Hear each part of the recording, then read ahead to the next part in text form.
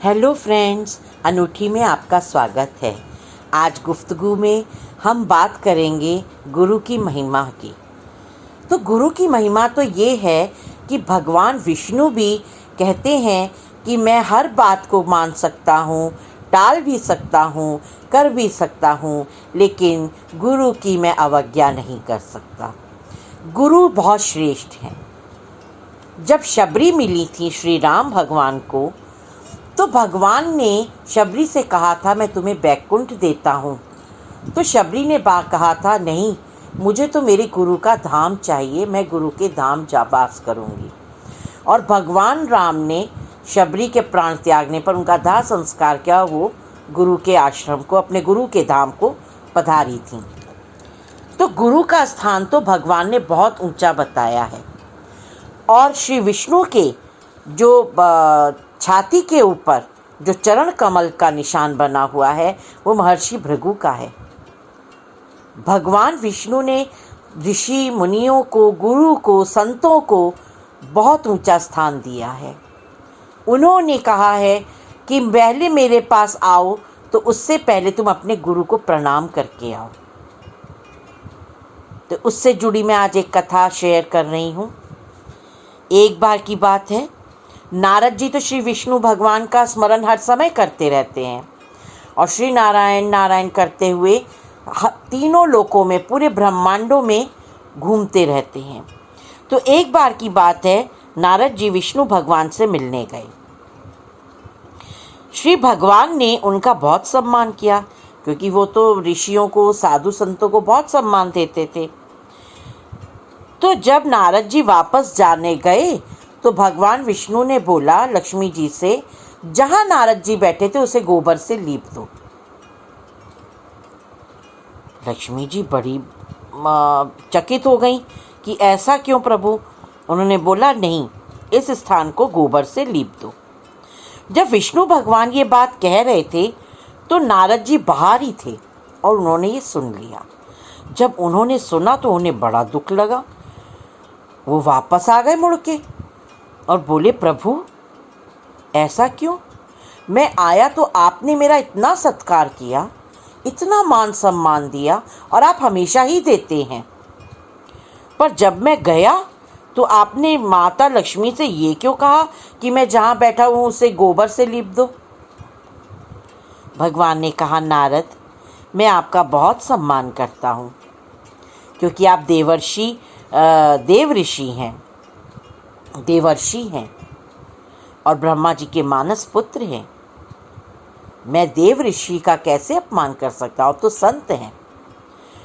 उन्होंने बोला फिर अगर मेरा आप इतना मुझे संत मानते हो, आप मुझे देवर्षि कहते हो, तो फिर आपने माता लक्ष्मी से ऐसा क्यों कहा? तो भगवान विष्णु बोले मैंने माता लक्ष्मी से, देवी लक्ष्मी से ये इसलिए बोला क्योंकि आपका कोई गुरु नहीं है। देवर्षि तो मानस पुत्र थे, उनके कोई गुरु धारण उन्होंने किए नहीं थे।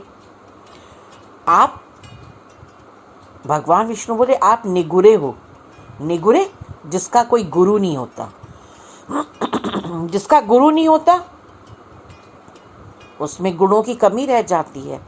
गुरु जो हैं अपने भक्त को पारदर्शी कर देते हैं। तो भगवान विष्णु बोले जो निगुरा होता है वो जहाँ भी जाता है वो स्थान मलिन हो जाता है। गुरु धारण करो आप तो। नारद जी बोले आपकी बात सत्य है, लेकिन मैं किसे गुरु बनाऊं? अब नारद जी की भी गलती नहीं थी, वो तो मानस पुत्र थे ब्रह्मा जी के,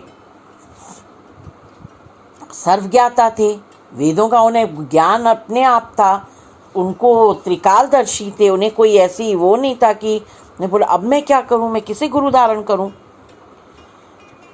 तो भगवान ने बोला अच्छा ऐसा करिए, आप अभी धरती पर जा रहे हैं? बोले हाँ मैं तो धरती पे जा रहा हूँ।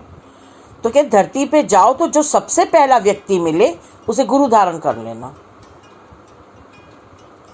अब नारद जी बोले अच्छा भाई, अब आपने कहा है ऐसा ही करूँगा। नारद जी ने विष्णु भगवान को प्रणाम किया, चल दिए धरती पे। अब जब धरती पर आए तो उन्हें पता है सबसे पहला आदमी कौन मिला? एक मछुआरा जो मछली पकड़ रहा था। अब नारद जी की तो सिट्टी पिट्टी गुम हो गई। उन्होंने बोला ये तो पहला आदमी तो मछुआरा मिल गया, इसे तो कुछ भी नहीं आता, ये तो ना ज्ञान है ना भक्ति है, ये तो मछली पकड़ रहा है, पूरा एकदम ऐसा ही आदमी है, रूखा सूखा, ये क्या गुरु बनेगा। दौड़े दौड़े वापस भगवान विष्णु के पास आए। अरे प्रभु नारायण, ये क्या हुआ? मुझे तो मछुआरा मिल गया और वो तो कुछ भी नहीं जानता, मैं उसे गुरु कैसे बना लूं? अब भगवान ने बोला ये तो बड़ी गलत बात है, जिसे गुरु बनाना था आप उसके ऊपर शंका कर रहे हैं। पहला तो गलती आपने यही कर दी कि जिसे गुरु बनाना था आप उसके पहले पहले दोष देखने लगे। आप गुरु में दोष कैसे देख सकते हो? जाइए आप अपना प्रण पूरा करिए। अब नारद जी बेचारे आ गए मुंह लटका के वापस धरती पर, और मछुआरे से कहा भी मेरे गुरु बन जाओ, आपको मैं गुरु धारण करना चाहता हूँ। मछुआरा बोला अरे ये क्या बात हुई, मैं कैसे गुरु बन जाऊँ? मैं को नहीं बनना किसी का गुरु, मैं तो मछली पकड़ता हूँ, मस्त रहता हूँ। नारद जी ने बोला भाई मान जाओ, मैं बहुत मना रहा हूँ, विष्णु भगवान का ऑर्डर है, हुक्म है, तुम तो मेरे गुरु बन जाओ। अब वो बोले कि मछुआरा बोला ठीक है, आप कह रहे हो तो मैं गुरु बन जाता हूँ। अब नारद जी ने उनको गुरु धारण कर लिया मछुआरे को, और भगवान के पास बोले और कहा कि मेरे गुरु को तो कुछ भी नहीं आता, वो तो गुरु बनने को भी तैयार नहीं था, अब वो मुझे क्या सिखाएंगे ये बताओ आप, उसे तो कुछ भी नहीं आता। अब विष्णु भगवान क्रोधित हुए, तुम दोबारा आए हो देखो नारद मेरे पास अपने गुरु की शंका लेकर, तुम गुरु बना लिया और फिर निंदा करने आ गए। पहले तो तुमने उसे गुरु धारण नहीं किया था, वो मिला था, मैंने कहा था उसे गुरु धारण कर लेना, तब तुमने शंका करी। अब जब गुरु धारण कर लिया, वो मान गया, और तुम फिर आ गए मेरे पास निंदा करने के लिए। ये तो बहुत गलत बात है, तुम गुरु निंदा करते हो। मैं तुम्हें श्राप देता हूँ, तुम 84 लाख योनियों में घूमते रहोगे धरती पर। अब नारद मुनि तो बोले भगवान ये क्या हुआ? बोले प्रभु जो हो गया वो तो हो गया, अब श्राप से कैसे मुक्त होऊंगा ये भी बता दो। ये तो श्राप भोगना पड़ेगा, तुम आपने बोला है तो, अब मुझे इसका मुक्ति का भी उपाय बताओ। तो भगवान बोले ये उपाय तो तुम अपने गुरु से ही पूछो, गुरु ही बचा सकते हैं हर श्राप से, मेरे श्राप से भी गुरु ही रक्षा कर सकते हैं। तो उन्होंने बोला अच्छा भाई जाता हूँ। नारद जी आए मुँह लटकाते हुए, बोले अपने गुरु से अरे गुरुदेव बड़ी समस्या आ गई। गुरुजी बोले क्या हुआ? कि ऐसे ऐसे हो गया और भगवान ने तो मुझे श्राप दे दिया है कि मैं 84 लाख योनियों में भटकता रहूँगा, मेरे को कैसे श्राप से मुक्ति मिलेगी? अब उनके गुरु ने बोला कि ऐसा करना कि भगवान से कहो कि 84 लाख योनियों की तस्वीरें धरती पर बना दें। हमें तो पता नहीं ना कितनी होती हैं 84 लाख योनियाँ और क्या क्या होती हैं, तो आपकी सब तस्वीरें बना दो आप।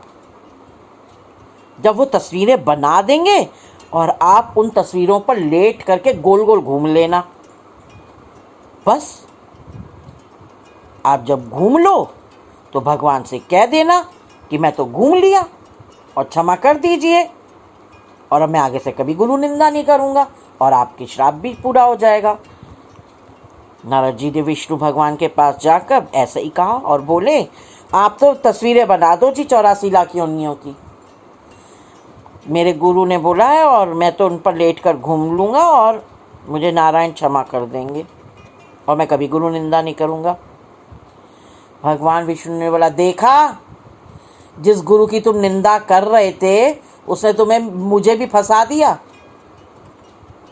देखा तुमने गुरु की निंदा की थी और तुम्हें उसने श्राप से बचा लिया और मुझे भी मजबूर कर दिया वो करने के लिए, क्योंकि गुरु की आज्ञा है, मैं गुरु की आज्ञा टाल नहीं सकता। ठीक है ना? तो गुरु गूंगे गुरु बावरे, गुरु के रहिए दास, गुरु जो भेजे नरक को स्वर्ग की रखिए आस। तो गुरु चाहे गूंगा हो, गुरु चाहे बावरा हो, पागल हो, कैसा भी गुरु हो, गुरु के दास बन के रहो, क्योंकि गुरु जो कहते हैं उसमें कोई ना कोई तत्व होता है। गुरु मतलब बड़ा, गुरु गुरु जिसमें गुरुत्व होता है, खिंचाव होता है, वो गुरु जो बड़ा है वो कभी तुम्हें डूबने नहीं देगा। और गुरु अगर तुमसे कहता है कि नरक में चले जाओ, तो भी तुमको स्वर्ग ही प्राप्त होगा गुरु की कृपा से।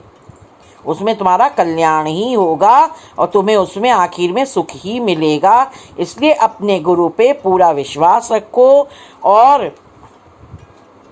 गुरु की कभी निंदा मत करो, क्योंकि जिस पे गुरु की रक्षा का हाथ होता है उसका तो कोई भी बाल बांका भी नहीं कर सकता। गुरु रक्षा हरदम संग, क्यों नहीं धीर धरे। गुरु की रक्षा से बड़ी कोई रक्षा नहीं होती। इसलिए अपने गुरु पर पूर्ण विश्वास करके अपने गुरु के संग रहिए, गुरु के भरोसे रहिए, गुरु के आश्रय रहिए। और इसी प्रकार गुरु के विश्वास से कितने लोग तर गए।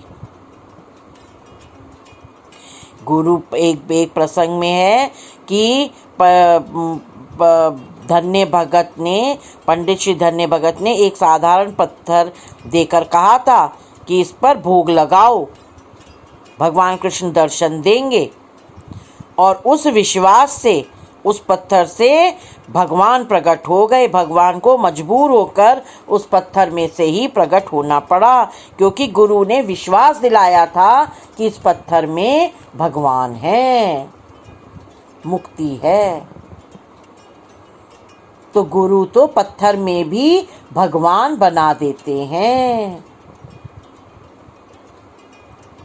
तो गुरु का संग बहुत जरूरी है, गुरु दीक्षा बहुत जरूरी है, गुरु का संग बहुत जरूरी है। गुरु को शिरोधार्य करिए और गुरु की आज्ञा को शिरोधार्य करिए, गुरु का संग हमेशा रखिए। तो फ्रेंड्स, मैं आज अपनी गुफ्तगू यहीं समाप्त करती हूँ। मैं आशा करती हूँ आपको अच्छा लगा होगा और अपने गुरु के चरणों में सदा बैठे रहिए, गुरु की वाणी पढ़ते रहिए, सत्संग करते रहिए, गुरु का ध्यान करते रहिए। गुरु की कृपा सदा बनी रहे। राधा स्वामी। जय श्री कृष्ण।